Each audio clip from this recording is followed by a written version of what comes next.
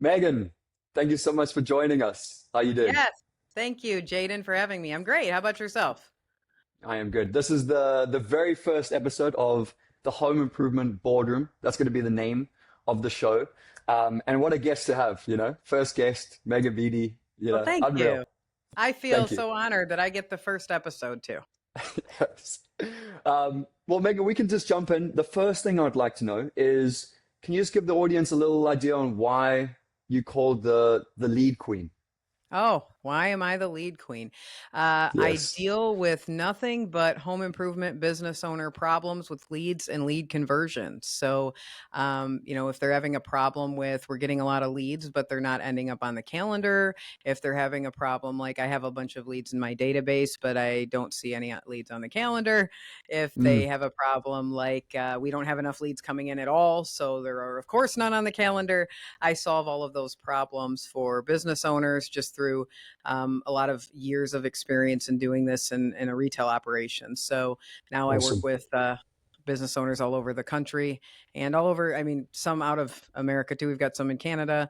We've got clients all over the world, really, that will contact us and ask questions about their leads and conversions. So, yeah. Awesome. Awesome.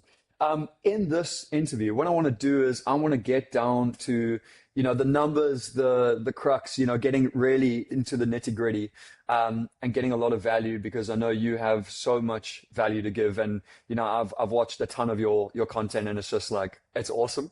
Thank So I you. want to give as much as that, that we can to the audience. So, if you can just tell me, to start, when someone says that their leads suck, or if they say, oh, their leads, they're not high quality leads, Mhm. what is usually actually going on in your opinion?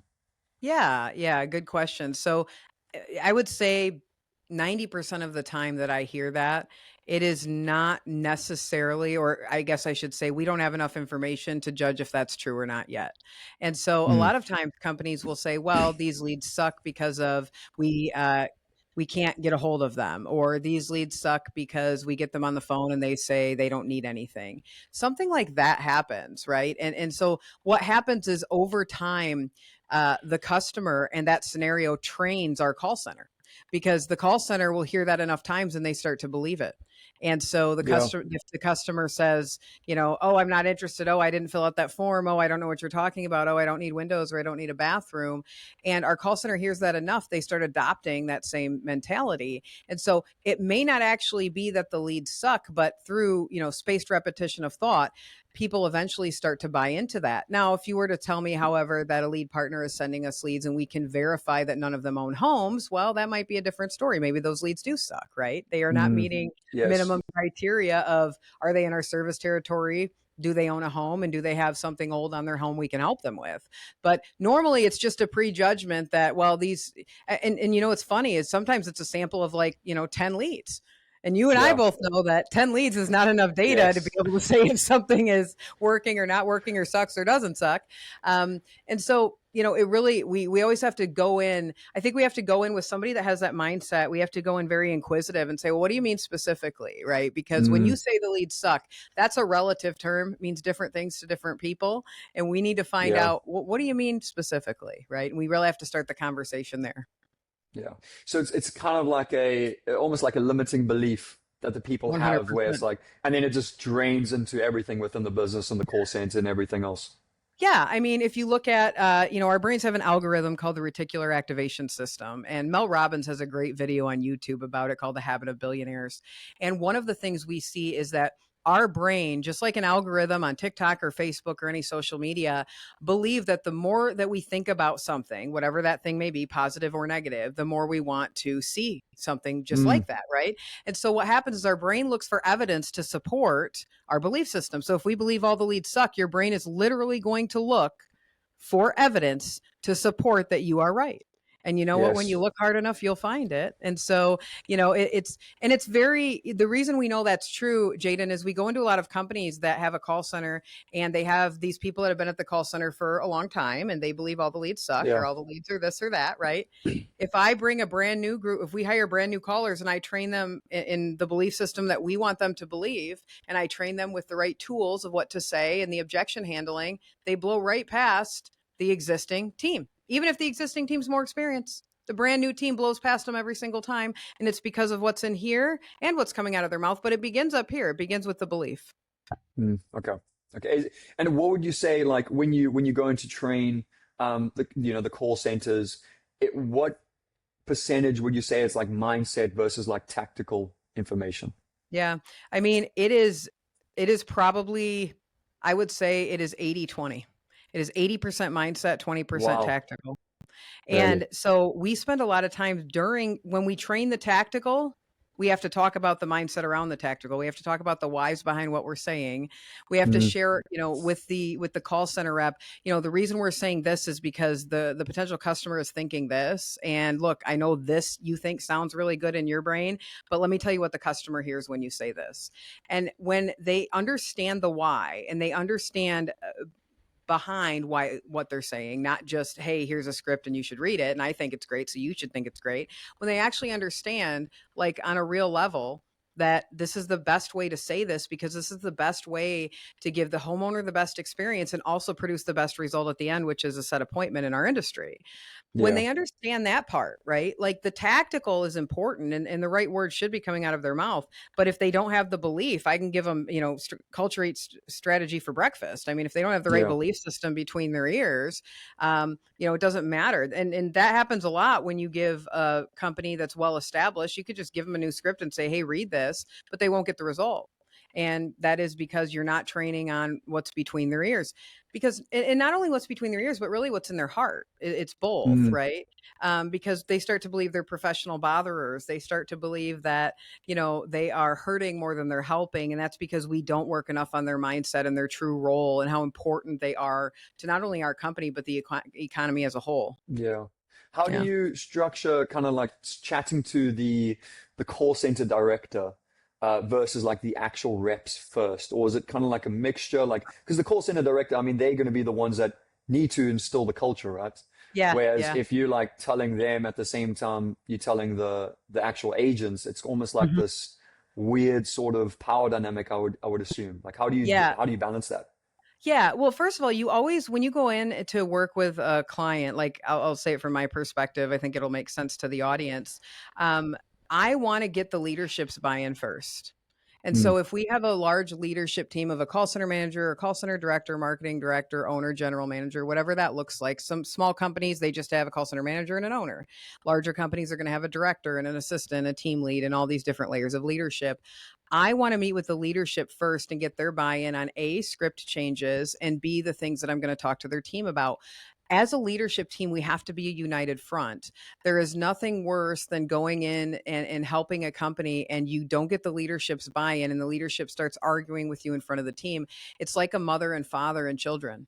When mom and yeah. dad are not united, right? There's a problem Yes. because, little Johnny dad will give me a cookie even if mom says no, right? And so you really get that dynamic. It's crazy how it works, but it's very true. So, even if, and for instance, a great example would be when I'm training call centers, if the leader says something I don't agree with or I know very well is going to produce lesser results, I don't bring it up right then in front of their team. I'll have a talk Yeah. with them later and I have that agreement with them from day one because we have to be a united front to affect any change. We all have to be singing the same tune. And if we're Yeah. not, later that's going to come back and not create as much positive change as we want it to. Yeah, that makes sense completely.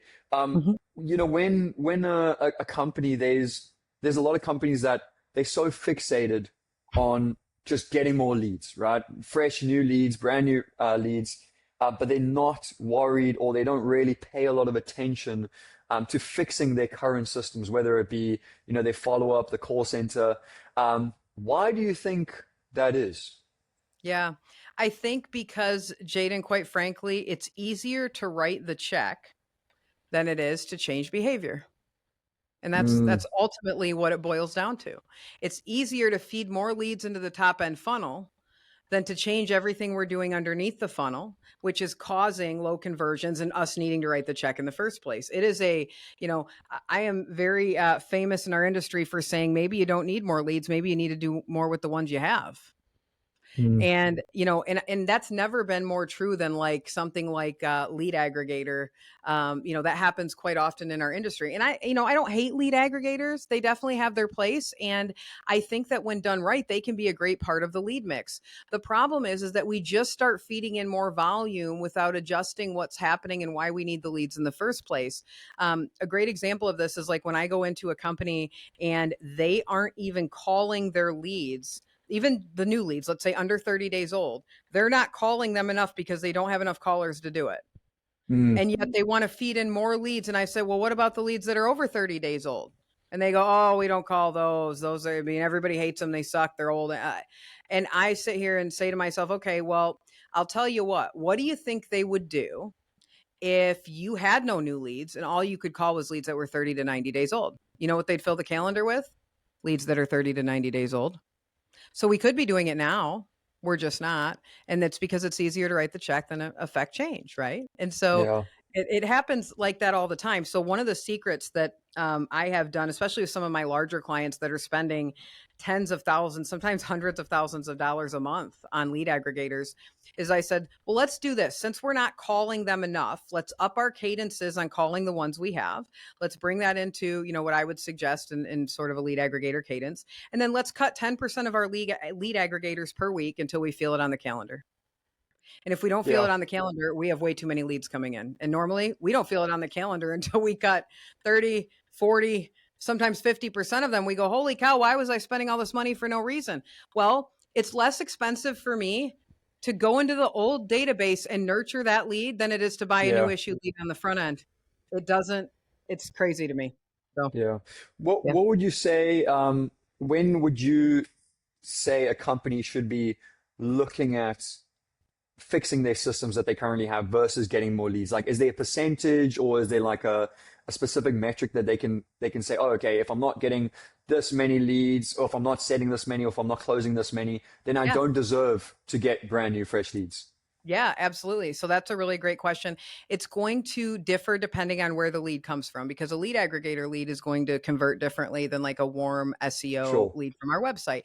But our website leads, we should be setting like 70% of those or better. If it's Mm. calling us from a referral, a truck wrap, they see our job sign, they come from our website. It's a branded lead where they saw us, they love us. Look, they're calling us saying, I want an estimate. There's no resistance here. The only resistance might be give me a price over the phone. But as long as we know how to handle that, we should be setting like 70% of those leads.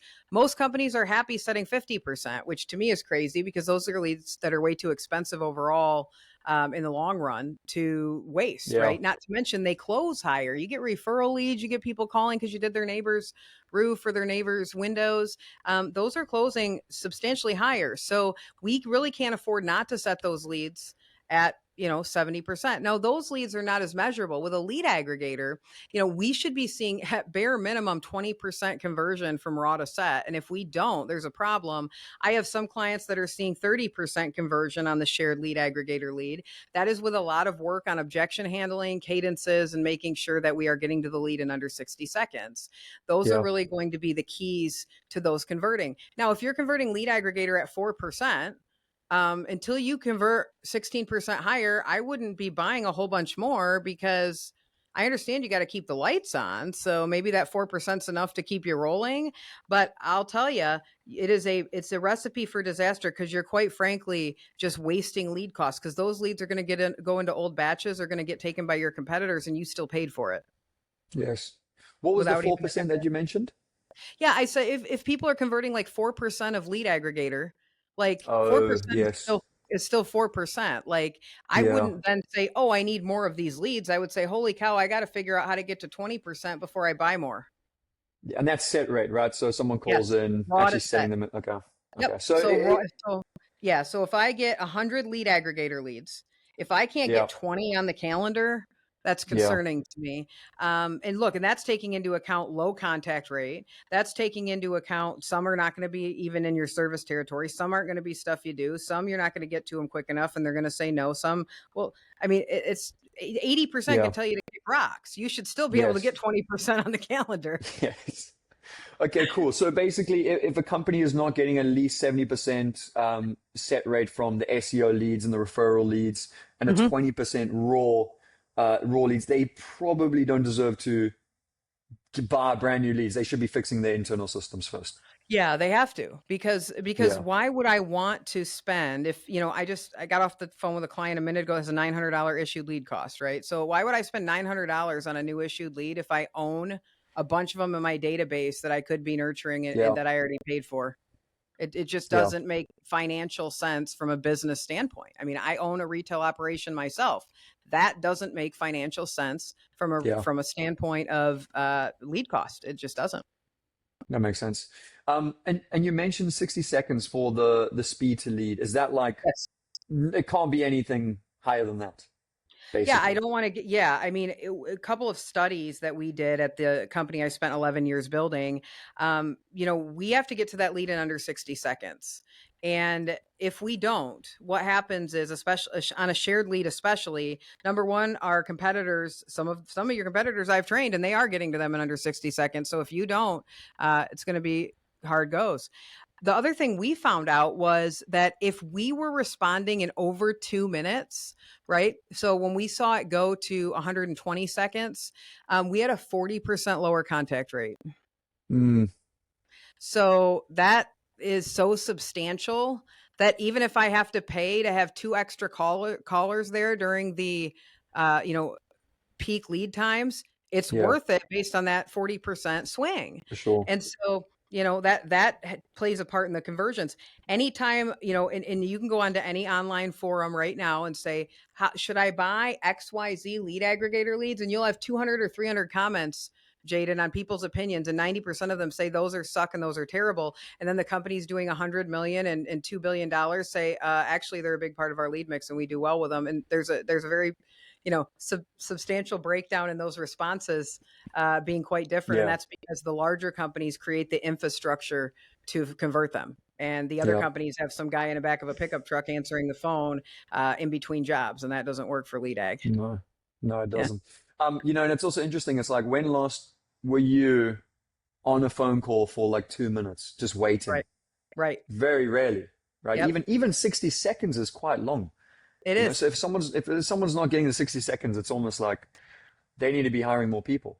Yeah. And I mean, think about it like the way you shop, right? Or the way anyone shops anywhere. When I go online and I look for something, if I put in my information into a lead form, so let's say I'm going to find like a hairdresser or someone to wax my eyebrows, whatever it is. It doesn't matter what it is we're shopping for. The way our society works is we are very geared toward instant gratification. I mean, Amazon Prime has done that to us. There's many business models we could talk about have created that over time. I mean, Uber doesn't sell taxi rides, they sell time. And a lot of people don't realize that, but that's why they have the success. That's why Airbnb has the success. Like if you look at why Blockbuster went out of business, well, because Netflix built a better mousetrap, right? And so all these things happen tells us that society is very geared to not having to wait. Hmm. And so then they fill out a lead form and they're just going to sit on their hands and go, boy, I hope XYZ salon calls me back. I really need to get my hair done. No, they're going to fill out 3 or 4 lead forms because they don't hear back from you immediately. So the best way you can hedge your bets against your competitors is be there first. If it's like Ricky Bobby from Talladega Nights, if you're not first, you're last. That's 100% true when it comes to lead Yes. ag. So Yeah, yeah, that's facts.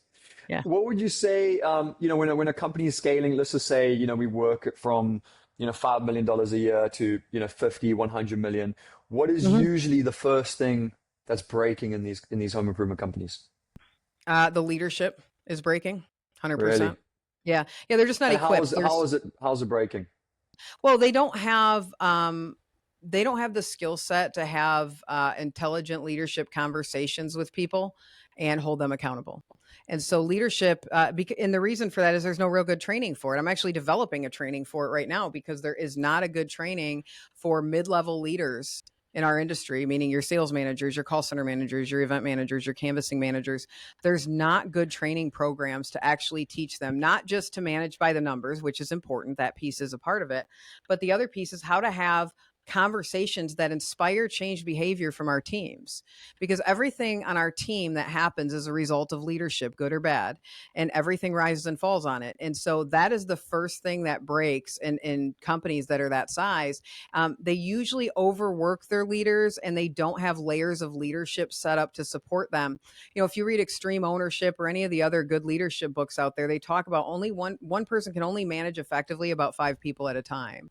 And so when Mm, we get large and we get large call centers and things, we build these massive teams and we're like, well, why can't you manage 12 callers? Well, because I don't have the bandwidth to be able to listen to that many calls. That's why. And you want me to do confirmations, and you want me to hire people and train them, and you want me. So a lot of times the leadership structure is broken because we pile everything onto like a call center manager, and then it leaves them no time to develop people or coach them. And then we mm. end up in a really big conundrum where, well, people aren't performing. Well, I wonder why. Yeah. So the key is really to get the leaders trained up in the with the right resources and the right training, and then also just hiring better people that can come in and actually manage those Yeah. mid-level people. Yeah, I mean, you'll have a couple of scenarios. You've got your unicorns, which are, natural directors and managers that, do this at a very high level naturally, but that's the unicorn. And unless I want to hunt unicorns the rest of my life, I have to learn how to develop people even at the higher levels, right? And so those leaders, those directors, those general managers, they have to know how to have conversations that inspire change behavior with the call center manager, with the canvas manager. Too often it's just, oh, are you hitting the numbers? Yes or no. If you are, great. We're not really going to have a conversation because you're hitting your numbers. So I'm happy with you. And it's a real negative thing that the only time we have a one-on-one is when you're screwing up. And, Mm, if you had a relationship with someone, anybody in your life, and the only time they wanted to talk to you is when you were messing up, that wouldn't be a very good relationship, would it? And so, no. so we kind of have that same viewpoint from leadership. It's a proactive thing, and the leadership is what sets the tone when any of our new employees and new hires come in. They set the tone, they plant the seeds, they create the belief in the company and the mission, and we just don't spend enough time equipping them to do that properly. Interesting. Um, I want to take a bit of a turn and Sure. go into like home shows and events. Um, Sure. what do you think is the most important thing when it comes to home shows and making it a success? The absolute most important thing beyond anything else is stop spending money on dumb shit and put it into training people and process. And that's Home the shows, people at the booth specifically. yes, sir. We need to hire people that their whole job is to be lead generators in the booth. And too often we try to like, well, I've got this one person that works in the office that can do it. And then I'll throw a couple salespeople in there. And hey, I got an installer with a free Saturday. He can go to the show and event. And when you're small, look, that might be your only choice, right? But if you want to create a real lead generation program, if you want to create something that generates leads year round and something like this, you've got to have professional lead generators in the booth that their whole job is to schedule appointments. And we have to stop making it about, I need $17,000 worth of displays. And we need to start making it about, we need to put that same money into training them and equipping them properly, because that's where you get the ROI. Displays don't write leads. Company koozies with your company logo on it doesn't write leads. Magnets, while they're fine for branding and it might exist on someone's fridge for a very long period of time, magnets don't write leads either. All of these things can help us get a long-term ROI, but I won't end up doing shows long-term if I don't get an ROI this year. So we Yeah. have to, we have to be able to see that, hey, if I spend $2,000 on a booth, I've got that has to come in at a lead cost that's reasonable. And that won't happen if I don't write leads at a show. Most companies go to a show, they have company swag or giveaways. They spend a fortune on giving away keychains and koozies and never ever train anybody to actually have a Mm, conversation that in effect ends up as an appointment at the end of the day. And it's crazy to me because as a business owner, like I can't afford to be doing a bunch of lead generation techniques that don't work. And it's crazy to me too, because shows and events, if you do that properly, it can be your lowest lead cost, and it can actually be low enough to where you can now afford to do some of the more expensive lead costs because it's balancing out your overall marketing budget. But it has to be done properly. We have to have people in the booth that right leads, not just hand out brochures and hope the phone rings, which is what a lot of companies do. And then they go, I don't know, shows and events didn't work for me. And I go, oh, imagine that. Right. So, yeah. Yes. You know, we spoke to a events expert before we, sponsored Qualify Remodeler. That was our first You guys event. killed it.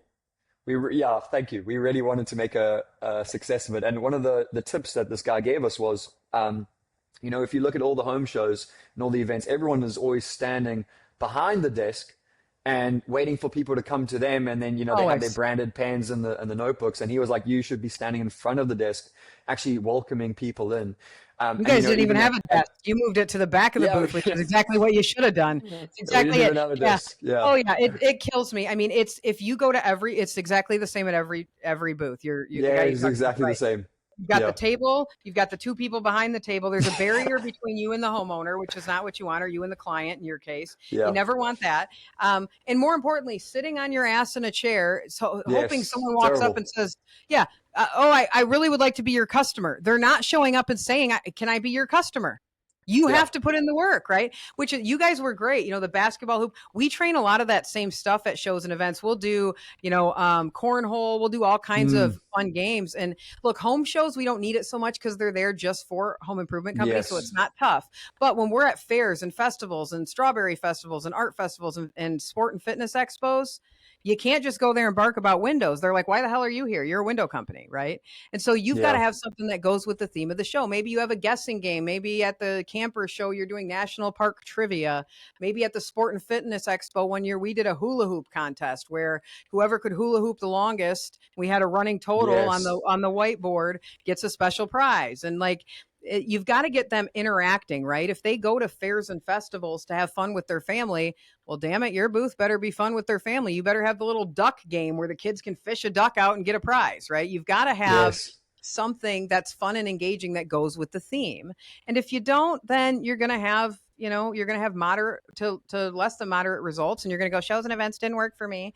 And then, Mm, years later, maybe you call me and we get it together. But I'm telling you, a lot of companies waste a lot. It kills me because when I see those people sitting behind the desk and not talking to people, Jaden, it hurts my heart because I say some business it's owner paid horrible. for this. They paid Yeah. for this. Some business owner paid for this A booth lot and of doesn't money as even know. well. Yeah, Yeah. absolutely. Yeah. One of my clients is at the Indianapolis Home Show right now, and my consultant that works with me, Hannah, she's my like junior consultant. She works on my team. She's down there right now, and she sent me a picture of a booth from one of our very very large clients, and it's horrible. The guy, they've got a backdrop. They have nothing else in the booth. He's just standing there. And I sent it to the owner because the owner's a friend of mine. And I said, man, Oh no. this isn't how we work shows. And he goes, no, it's not. Where is that? And so, but Oh but geez. it's so sad because somebody paid for them to do that.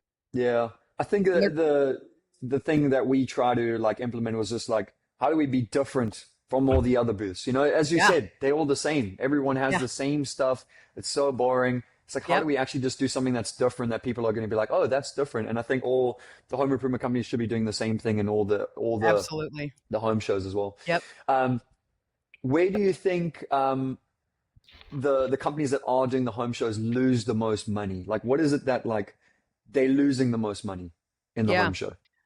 Um, Most of the time, if they're losing money, it's because they hand out literature very openly without garnering the customer's information. So that's probably the biggest loss because what happens is they lead with literature a lot of times, and that's only because they don't know any better. No one has taught them any differently. So they'll be at the booth and they'll be like trying to just hand out literature to the person walking by. Well, once the homeowner has your information, they don't need to give you theirs. Literature Mm, is a good buy. So if you hand them literature, they're leaving. And no matter what kind of conversation you try to have, now they have an out because they have everything they need. They can just tell you they're going to call you. And so that's where companies usually lose the most is they just don't understand that very simple principle that literature is a good buy. Now, I don't think it's not that you shouldn't have literature. You just have to be strategic about where it is and how you hand it out. It can't be just out here for everyone to take.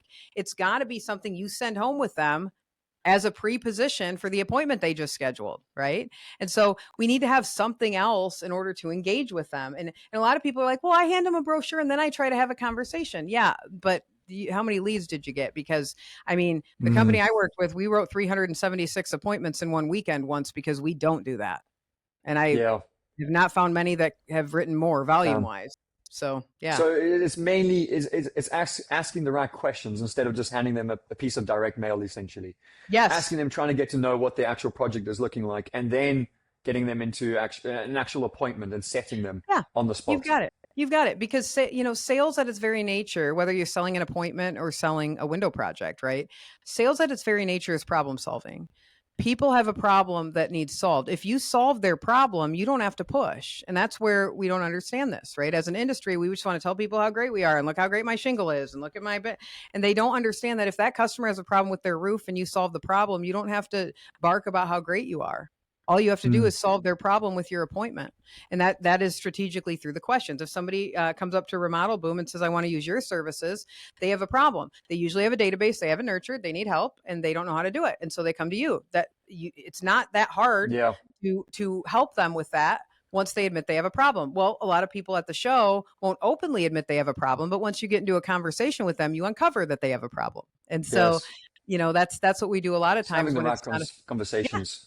absolutely. Yeah. If you stop their feet, you can greet. And so if you have a fun endeavor that they're engaging with, then it allows us to shift the conversation to, hey, let me ask you a question. We're asking everybody today, if you were to do anything on the home in the next year, I mean, which of these might be next for you? Mm, It's a very casual question, just to sort of, hey, we're asking everybody one question. Well, I've got you here. It's just kind of a sidebar into a casual way that we engage in the conversation. And so, you can do the same thing with Remodel Boom. Hey, out of all these campaigns, past customer, demo no sales, and never contacted, which of these do you have the most in your database? Hey, and yes. so there's so many ways to do it, but it's because sales is problem solving, and all we have Yeah. to do is solve someone's problem, and you don't have to push. If you're Yeah. pushing, you're doing it wrong. I think also, companies, they don't just sit down and think for a moment. It's just like, oh, home show. Let's get a booth. Let's get some branded pens and papers and books, and then And show we'll up. send two people over there. If Yeah, you there's no actually think, strategy. okay, Yeah, exactly. There's yeah. no there's no actual strategy. Yeah, Yeah, exactly. it's They crazy. just, and that's, what the truth is? It's because that's all they've seen other people do. I've seen the home Yes. show that they just sit behind the chair and pass out literature. That doesn't look very hard. Well, yeah, but if you measure the ROI that the companies that do that get out of Mm, the home show, it's very, very low, right? And so yes. we don't want to be the sheep, right? If you want something different, you have to do something different. Yeah. What would you say is, after the home show's done now, what does the next 72 hours look like? Because I think a lot of companies don't even think about that. They just do the home Yeah. show and they know it's done. Is there anything that these companies could be doing after the home show that would, make them more successful than the others? Yeah, absolutely. The first thing is we have to have just like we have to have a strategy for generating the leads, we have to have a strategy of what to do with the leads when they come in. And so, in that next 72 hours is very much hinging on what happened in the booth, right? So, companies that have the most success, believe it or not, still take the leads with pen and paper. And I've got a Mm, lot of clients that are, that'll fight me on this tooth and nail about, iPad and, let's put it right into our database while we're there. I can tell by that strategy that they think works. They've never, ever written a lead at a show. Never once have they actually done it, because if they actually did it, they would already know what the problems are going to be with that. Now, I do believe we need a digital copy because we need that lead to get into the call center right away. We need that lead because we need to confirm it. What will make that lead stronger is the call center calling to confirm that before we go out there, making sure we have the address right, making sure both people are going to be there, making sure that we have enough time when we get out there. yeah. Now, we should be scheduling all those appointments within 72 hours, as many as we can. Like, obviously, when we wrote 376 appointments, we couldn't get to them all in 3 days, but we did get to them in the first 2 weeks. And so it's important that we schedule that appointment right away, because the sooner we get there, the better. Too many companies will say, well, we don't want to be first in. Well, that just tells me your sales process is weak and you don't know how to overcome the shop around. Yeah. But we do want to be first in, because you'll be never in if you're not first in. That's the problem. Mm, You might be never, ever in. That might have been your only shot. So the best companies confirm the leads before they go. And that way too, if we have an abundance, we're only running the ones that are excited to have us out and confirming, right?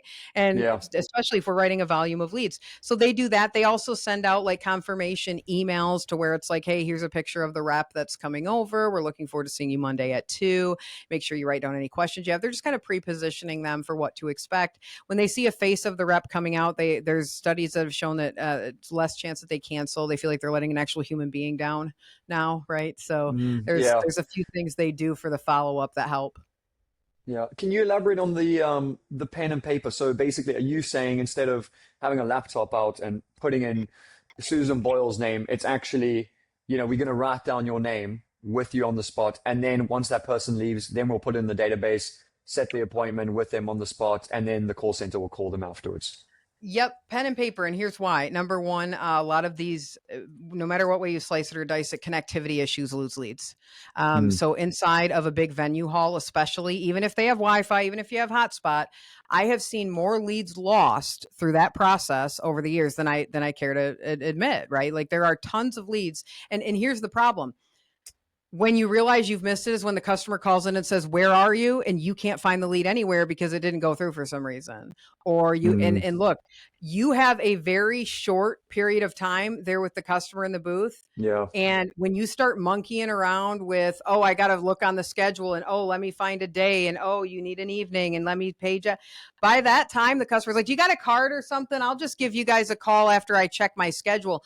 The way that we extract the lead at the high volume that we do, we don't have time for that. We literally have to put pen to paper as soon as we get some sort of acknowledgement on the certain step we use. And then we have to roll. You know what never fails, Jaden? We never lose leads from pen and paper. You Mm. also get the senior citizens of the world that are like, why are you putting my information into that electronic device? What is that thingamajigger? Like they're nervous Yes. about it. They feel like that means they're going to get telemarketing and spam calls. And look, whether that means that or not, that's how they feel and their perception is reality. So I have found that pen and paper, while I'm there live with the customer, is the easiest way to get them in, get them out, get on to the next, and then still have a hard copy no matter what happens electronically. And so Mm. we had a system that they still use to this day where we snap a picture of it and we send it to a dedicated email box that only leads come into. So it might be event leads at remodelboom.com. So Yeah. we know anytime that email box populates, the only thing that it is a brand new lead coming in and it goes and we can put it in. Or you'll have some people that have someone at the show because they set so money putting the leads in live as they go. And that's fine too. The thing with pen and paper is we do have to have communication with our team as to what lead times are available, right? They need to know that Monday we need 2, 6, and 4 or whatever. Yeah. They should know that anyway, because when they go to set the appointment, it's got to be fluent. It's got to be, oh, you're right there in Cincinnati. We actually have a rep right in the area on Monday or Tuesday at 2. Which time would work better for both you and Mr. Jones? And it can't be monkeying around when you lose momentum. So So that's why. it's basically the pen and paper, and then looking at the schedule on the spot and scheduling them. It's not phoning them afterwards and getting the appointment No, booked. It's on the scheduling it on the spot, but spot. it's just with the pen and paper, putting the information in, and then it's just the rush of, Yes. setting them on the spot, basically. Correct. And when the customer comes up, I don't have to look at the schedule. I know what appointments I need before they even walk up to me or before I even engage with them. Mm. I know that I Mm. need Monday at 2. And that's how the communication should be. The call center should be like, hey, show going on. Let me text everybody at the show in a group thread. Hey guys, we need Monday at 2 and Tuesday at 6. And so the first 2 appointments we're going to offer are what we need, right? Now, if I start letting the customer see I'm looking on a calendar, they're like 3 Fridays from now looks good. And then I'm dead in the water. Yeah. I'm going to set that appointment as soon as possible. So I'm going to know instinctively in my head, we need Monday at this time. I'm going to communicate with the call center. No, we need Monday at this time. So before the customer even comes up, I know when I want to set the appointment for. I know what the next availability is going to look like. Yeah. And then it just says, are they available during the day or the evening? Yeah. So, That's gold. yep. That's gold. Megan, I have so many points I wanted to chat to you about. We might have to do a part 2 sometime, in the Glad to future. do it. I know you're super busy. I want to go over a little bit of, kind of like dive in a little bit deeper in the actual call center side of things. Mm-hmm. And then I got one more little, rapid fire that we'll do at the end. Okay. So what I wanted to ask and go over was, are there any phrases that are instantly lowering conversion rates in the call center that they're currently saying that they should Oh, stop yeah. saying? Oh yeah, there's a couple of them. I've got many videos and soapboxes I stand on about this. The first one is decision maker. And look, I've sold in the house myself, so it's not that I don't agree that I want all decision makers there. I certainly do. I just don't agree that telling them that they must do it because you want them to is the best way to get them to comply. The company The other policy. Correct. Yeah. Yeah. Everybody loves the company policy, right? Yeah. When, for instance, like when I'm buying something, and it doesn't matter what it is, again, it's one party or two parties is just the example for our industry. But anytime, you know how pissed off you get as a consumer when somebody, when you ask for something and they go, no, it's our company policy that we don't do that way. Like immediately you're like, who didn't train you? Who didn't tell you the real reason? That's just Mm. like, because I said so from our parents. Well, because we said Yeah. so. Like we that doesn't get any buy-in. So the whole point is that the customer will just agree with it to pacify you on the phone, and then you show up and you still only have one party. So it did nothing, because many times that is the customer's cue to purposely avoid both people there. And they know it. They've gotten smarter. Homeowners know that when you say, I need all decision makers, that you want them to make a decision. You just showed them all your cards. Great news, right? And so they then go with two different things. One, they lie to you on the phone and say, oh, yeah, we'll be here. And then they don't. Or the other side of things is they go, well, I'm the only decision maker. I make all the decisions. And we know Mm. damn well if there's two spouses that that's not true. Okay. Yep. At most of our ticket sizes, that's not true, I should say. If you were selling a Yeah. a $500 or $1,000 item, maybe they can, but not at most of our tickets, right? So Yeah. that's one of them.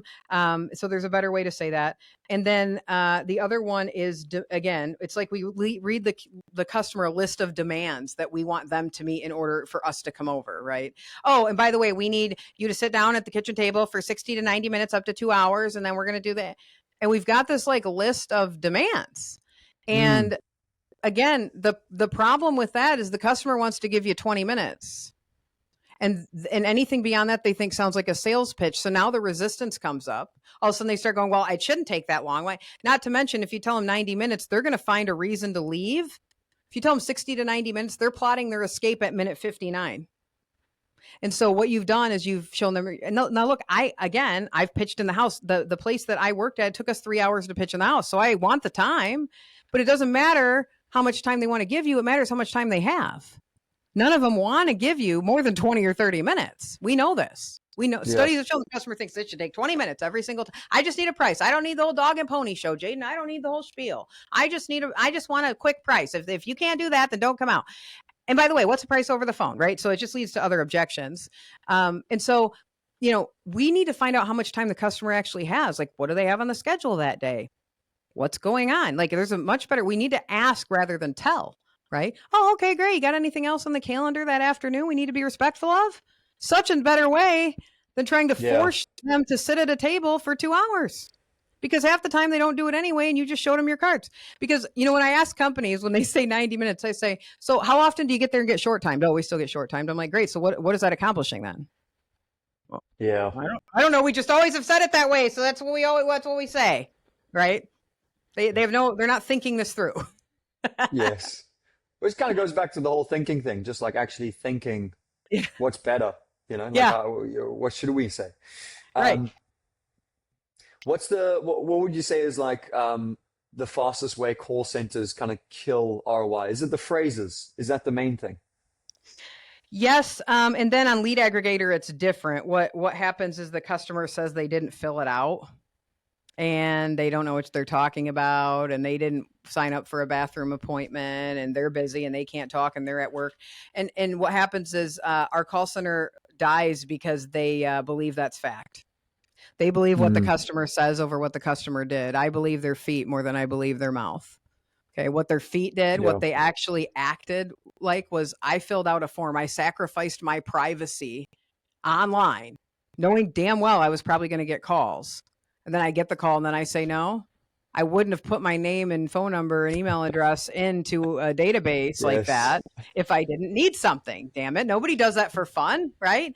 It's like the old saying in car sales. If they're on the lot, they need something, right? Well, if they filled out the form, I got to believe, what their feet did over what their mouth says. Their mouth's going to tell me what they want me to believe. Their actions tell me what they truly believe. The call center unfortunately buys in because they've never been educated a lot of times on how those leads are generated. So they don't know the customer, Mm. experiences this resistance. And the customer goes into fight or flight in the first 10 seconds and they make up the most egregious lies to get off the phone. They will say things that don't even make sense. Our call center's like, I don't know why this person said they had 7 people die in the last 10 minutes in their family. They had to go. It's like, we know that's not true. Okay. But they will say whatever it Yeah. takes to get off the phone. Right. And Yes. look, that's how it goes. So, yeah. That's crazy. Megan, last few questions. Mhm. Chat to me about what do you think right now is overrated in the home improvement industry? Crucifying leads is overrated. Running credit before we get there is overrated. Can you Soft pulls. elaborate on that? Yeah, companies hear sales reps complaining or they get a high finance turndown rate and they start wanting to run customers' credit on the phone and do soft pull credit checks. The problem is the soft pull is 40% of the time not even accurate. So you've Mm. just eliminated half of your, and I had a client do this years ago and we looked at it and there was just one zip code all the turndowns were coming from. Fine, then don't go to that zip code. Why would you throw out all the other ones? Because there's people that have cash that aren't going to go through a soft pull, and there's people that Mm. have cash that you're missing. So, but a lot of companies are trying to do this because they're like, well, I only want to run the best leads, right? But you paid for all of them coming in the door. You paid for every Yeah. raw lead that came in. So that is a very overrated thing. People think that is the solution, and a lot of times it's just to appease sales reps crying. Well, you give them 100% financeable leads and don't make them fight for anything and only run those ones, and you're going to find out there's a whole nother set of problems that comes with that later called That's entitlement. brilliant. Yes. Yes. What would you say is underrated at the moment? Nurturing your current database and doing more with the leads you have. Yep. It's just something people don't do. They just don't. They feel like, oh, well, I had somebody the other day on a call tell me they call a lead 3 times and then they just decide they're not interested because they'd call them back if they were. That's crazy. Well, they probably under a $10 million company. They are, of course they are. And then they asked me the secret all the big ones are doing, and I said, well, they're definitely calling. They called more than that in one day. No, Yeah. I said, oh yeah. They can't believe it. They think that's ridiculous because they're selling out of their own wallet. They're like, well, I wouldn't like it if someone called me 3 times a day. Well, I bet you would find they're more persistent than the other people that didn't clearly want to earn your business that bad. So maybe you would. Yeah. So, If ads disappeared tomorrow, mhm. what would you build first if you had a home improvement company? I do have a home improvement company. And so what Oh, I you would, do? yeah, I own a fence company. My husband, I'm in my fence company office right Oh, now. awesome. If ads disappeared tomorrow, shows and events first, canvassing second. Yep. Mm. Yep. Nice. Shows and events first, canvassing second for sure. And canvassing in a brand ambassador type position where we go around. I'd start with, which I'm going to do, I'm putting something in place called Pet Ambassador because we're a fence company. So pet safety is our Yeah. core model. But we're going to go around job sites that we've recently installed fences and talk to the neighbors and, bring a little pet Mm. treat for the animal, right? We know the pet's name, like we get the breed, we get everything when we're there initially. So I'm going to use that data eventually to create a marketing program for going to the neighbors and that sort of thing. So canvass 10 houses around the job site. We'll probably implement that. Q3 of this year. Got to get some things put in place to make that happen and the right person. Awesome. But yeah, so that's what I would do. I mean, I grew up in a world, Jaden, when I started in this industry, we didn't have a budget for ads. We didn't get one website lead. We didn't even, someone's cousin made our website. There was no ads. There was no lead ag. I Yeah. called old mall leads. And you know what? I filled the calendar with old mall leads because it's all I had. Jeez. So, yeah. Going back to the basics, just knocking on the doors. That's it. It's still Fills up working. the calendar. It's still It working. does. Mhm. Megan, that was amazing. I'm sure the audience loved that as well, as much as I did. Where can the people find you? Yeah, absolutely. You can, if you need anything or you want to learn more about, how I can help you, Megan, Megan at tonyhoty.com, TonyHoty.com. I also put out a lot of free content. Jaden referenced that earlier on YouTube, Facebook, Instagram, LinkedIn, TikTok. You can find me under Megan Knows Marketing on any of those platforms and follow me there and you'll get a lot of free tips and might even make you laugh day to day, might make you smile on a day where the leads are tough and they're hanging up on you all day long. long, but I aim to help us keep going, Jaden, even on those tough days. Awesome. That's the pod. Thank you so much, Megan. Yes, thank you. Great. Let me end this thing.